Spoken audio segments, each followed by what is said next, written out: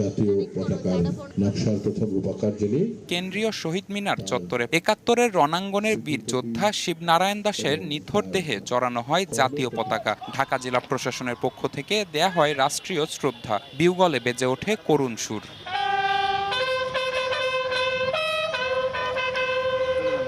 এরপর শুরু হয় জাতীয় পতাকার নকশাকার শিবনারায়ণ দাসের প্রতি শ্রদ্ধা জানানোর পর্ব।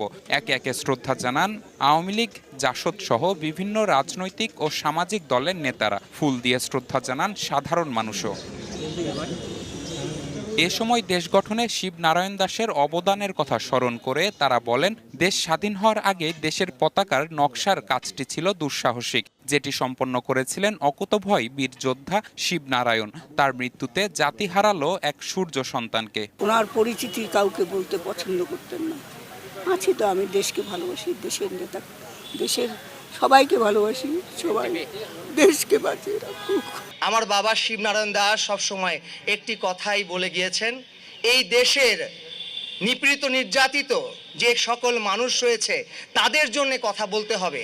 পতাকা যতদিন থাকবে ততদিন শিবনারায়ণ দাসের নাম থাকবে। তার প্রতি দেশের সকল সংস্কৃতি কর্মীদের পক্ষ থেকে আমরা গভীর শ্রদ্ধা নিবেদন করি।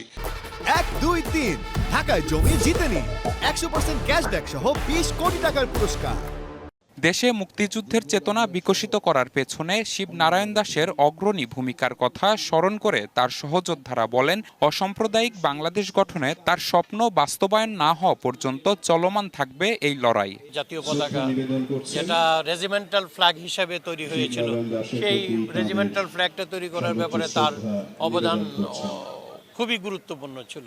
বিভিন্ন আন্দোলন সংগ্রাম এবং সর্বোপরি মুক্তিযুদ্ধ সংগঠনেও ভূমিকা রেখেছেন ছাত্র হিসাবে। শ্রদ্ধা নিবেদন শেষে অকুতভয় বীর মুক্তিযোদ্ধা শিবনারায়ণ দাসের মরদেহ নিয়ে যাওয়া হয় গ্রামের বাড়ি কুমিল্লায়। সেখানে শ্রদ্ধা জানানো শেষে তার শেষ ইচ্ছা অনুযায়ী মরদেহ হস্তান্তর করা হবে শেখ মুজিব মেডিকেল বিশ্ববিদ্যালয়ে। নিবিড় সাহা, সময় সংবাদ, ঢাকা।